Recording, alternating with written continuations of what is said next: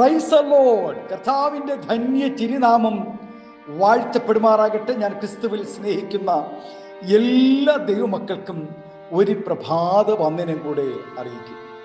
87 സങ്കീർത്തനക്കാരൻ പാടുന്നു, എൻ്റെ ഉറവുകളൊക്കെയും നിന്നിലാകുന്നു എന്നു സംഗീതക്കാരും നൃത്തം ചെയ്യുന്നവരും ഒരുപോലെ പറയും. എപ്പോഴും ഒഴുകുന്ന ചെറിയ ചെറിയ ഉറവുകൾ കൂടിച്ചേരുമ്പോൾ അരുവികൾ രൂപപ്പെടുന്നു. പല അരുവികൾ ഒന്നു ചേർന്ന് ഒഴുകുമ്പോൾ വലിയ നദികൾ ഉണ്ടാകുന്നു. ഉറവ പറ്റിയാൽ അരുവികളില്ല. അരുവിയിലെ ഒഴുക്ക് നിന്നാൽ ചില ദിവസങ്ങൾക്കുള്ളിൽ നദി ഉണങ്ങിത്തുടങ്ങും. മത്സ്യമുൾപ്പെടെ വലിയ ജീവസമൂഹം ചത്തുപോവുകയും ചെയ്യും. ക്രമേണ നദിയും സമീപ പ്രദേശങ്ങളും ഊഷരഭൂമിയായി തീരുകയും ചെയ്യും. ഇതുപോലെ ലോകത്തിലെ സകല മനുഷ്യരും ജീവിക്കുന്നതും നിലനിൽക്കുന്നതും ദൈവത്തിൽ നിന്നും പുറപ്പെടുന്ന അനുഗ്രഹത്താലാണ്. നദിയിലെ ജീവജന്തുക്കൾ ജലത്തിൻ്റെ ഉറവയെക്കുറിച്ച് അറിയുന്നില്ല, അതിനെക്കുറിച്ച് ചിന്തിക്കുന്നുമില്ല. അതുപോലെ പലരും തങ്ങളുടെ ജീവന്റെ ആധാരമായിരിക്കുന്ന ദൈവത്തെക്കുറിച്ച് ചിന്തിക്കുന്നുമില്ല, അത് അറിയുവാൻ ആഗ്രഹിക്കുന്നുമില്ല. ദൈവം ഒന്ന് കണ്ണടച്ചാൽ, ഉറവയുടെ ഒഴുക്ക് നിർത്തിയാൽ നമ്മുടെ അടുത്ത ഭാവി എന്തായി തീരുമെന്ന് ആർക്കും പറയുവാൻ കഴിയുകയില്ല.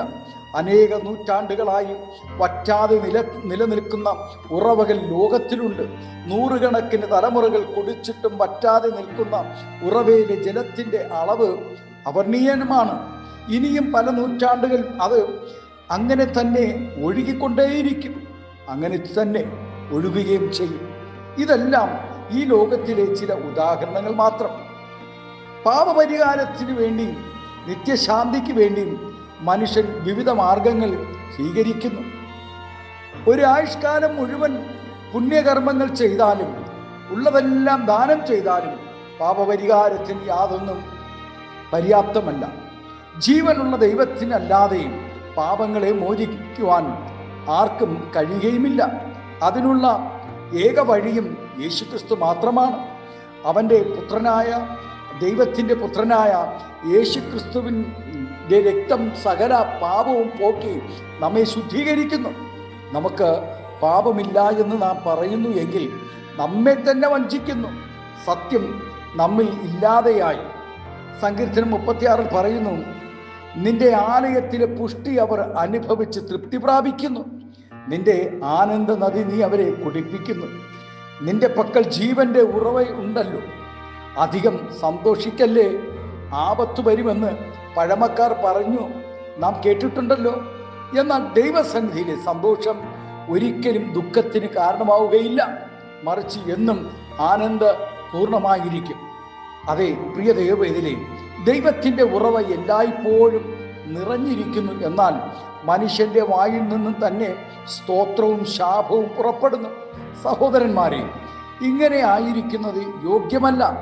ഹൃദയം നിറഞ്ഞ് കവിയുന്നതിൽ നിന്നുമാണ് വായി സംസാരിക്കുന്നതെന്ന് നമ്മുടെ കർത്താവ് പറഞ്ഞിരിക്കുന്നു. ആകയാൽ നമ്മുടെ ഉറവയിൽ നിന്നും ശാപവും അനുഗ്രഹവും ഒരുപോലെ പുറപ്പെടരുത്. നമ്മുടെ ഉറവയുടെ ദ്വാരം കാത്തു സൂക്ഷിക്കുവാൻ ഭക്തനെ പോലെ നമുക്കും പ്രാർത്ഥിക്കാം. യഹോവയെ, എൻ്റെ വായ്ക്ക് ഒരു കാവൽ നിർത്തി എൻ്റെ അധരദോരം കാക്കേണമേ. നമ്മുടെ ഉറവ മലിനമാകാതെ സൂക്ഷിച്ചുകൊണ്ട് ഭക്തന്മാരോടുകൂടെ ചേർന്ന് പാടുകയും നൃത്തം ചെയ്യുകയും ദൈവം പുതിയ ഉറവകൾ വീണ്ടും തുറന്നു തന്ന് നമ്മെ അനുഗ്രഹിക്കേണ്ടതിനായി പ്രാർത്ഥനയോടുകൂടെ ഈ പ്രഭാതം ദൈവസനിൽ അടുത്തു ചെല്ലാം. ഹല്ലേലൂയ. കർത്താവ് നമുക്ക് തരുന്ന ഉറവ, നമ്മുടെ ജീവിതത്തിൽ തന്ന സ്നേഹം, നമ്മുടെ അനുഗ്രഹങ്ങൾ ഒരിക്കലും വറ്റിപ്പോകയില്ല. സ്തോത്രം. ഹല്ലേലൂയ. മനുഷ്യൻ തരുന്നതെല്ലാം എത്ര തന്നെ ആയാലും അതിന് പരിധിയും പരിമിതിയുമുണ്ട്. എന്നാൽ പരിധിയും പരിമിതിയുമില്ലാതെ നമ്മെ സ്തോത്രം അനുഗ്രഹിക്കാൻ സർവശക്തനായ ദൈവത്തിന് മാത്രമേ കഴിയുകയുള്ളൂ. ആകയാൽ ഈ പ്രഭാതം വറ്റാത്ത ഉറവകൾ ഭക്തൻ പാടിയതുപോലെ എൻ്റെ ഉറവുകളൊക്കെയും നിന്നിൽ ആകുന്നു എന്ന് സംഗീതക്കാരും നൃത്തം ചെയ്യുന്നവരും ഒരുപോലെ പറയും. ഹോരകപുത്രന്മാർ സ്തോത്രം സന്തോഷത്തോടുകൂടെ പാടിയ അനുഗ്രഹിക്കപ്പെട്ട ഒരു സങ്കീർത്തനമാണ് ഈ സങ്കീർത്തനം. ആകയാൽ ഇന്ന് പ്രഭാതം നമ്മുടെ ജീവിതത്തിൽ നല്ല ഉറവകൾ പുറപ്പെടേണ്ടതില്ല, വറ്റാത്ത ഉറവകൾ പുറപ്പെടേണ്ടതില്ല. മറ്റുള്ളവരെ ആശ്വസിപ്പിക്കുന്ന ഉറവുകൾ, സന്തോഷിപ്പിക്കുന്ന ഉറവുകൾ, സമാധാനിപ്പിക്കുന്ന ഉറവുകൾ, അനുഗ്രഹത്തിൻ്റെ ഉറവുകൾ നമ്മുടെ അധരങ്ങളിൽ നിന്ന് പുറപ്പെടട്ടെ. നമ്മുടെ കണ്ണുകൾ ദിവസം അടയ്ക്കാം, പ്രാർത്ഥിക്കാം. സ്വർഗീയ പിതാവേ, സ്നേഹവാനായ ഞങ്ങളുടെ നല്ല ദൈവമേ, ഈ പ്രഭാതവും നാഥ, അനേക പ്രിയപ്പെട്ടവർ ഹോസ്പിറ്റലുകൾ അഭയം പ്രാപിച്ചിരിക്കുന്നു. മാനസിക നിരാശകൾ, ഏകാന്തതയുടെ അനുഭവങ്ങൾ, വാർദ്ധക്യ ബലഹീനതയിൽ, രോഗശയ്യയിൽ, സാമ്പത്തിക ഞെരുക്കങ്ങൾ, കർത്താവ് അനവധി പ്രതികൂലത്തിൻ്റെ നടുവിൽ അനേക ദൈവക്കുഞ്ഞുങ്ങളായിരിക്കുമ്പോൾ ഈ പ്രഭാതം അങ്ങയുടെ കുഞ്ഞുങ്ങളെ എല്ലാവരെയും അനുഗ്രഹിച്ച് പ്രാർത്ഥിക്കുന്നു. ആത്മീയമായ ഭൗതികമായ നിലയ്ക്കാത്ത പറ്റാത്ത ഉറവ നൽകി നിന്റെ ജനത്തെ ആദരിക്കണമേ എന്ന് പ്രാർത്ഥിക്കുന്നു. പിതാവിൻ്റെയും പുത്രൻ്റെയും പരിശുദ്ധാത്മാവിൻ്റെ നാമത്തിൽ അങ്ങയുടെ കുഞ്ഞുങ്ങളെ അനുഗ്രഹിച്ച് പ്രാർത്ഥിക്കുന്നു. ആത്മീയ ഭൗതിക നന്മകൾ നൽകി മാനിക്കണം, ആദരിക്കണം, അനുഗ്രഹിക്കണം. മഹത്വം എടുക്കണം യേശുവിൻ്റെ നാമത്തിൽ. കൃപയോടെ പ്രാർത്ഥന കേൾക്കണമേ സ്വർഗീയ നല്ല പിതാവേ. ആമേൻ, ആമേൻ. Thank you. God bless you. ദൈവം എല്ലാവരും ഈ പ്രഭാതം ധാരാളമായി അനുഗ്രഹിക്കട്ടെ. Thank U.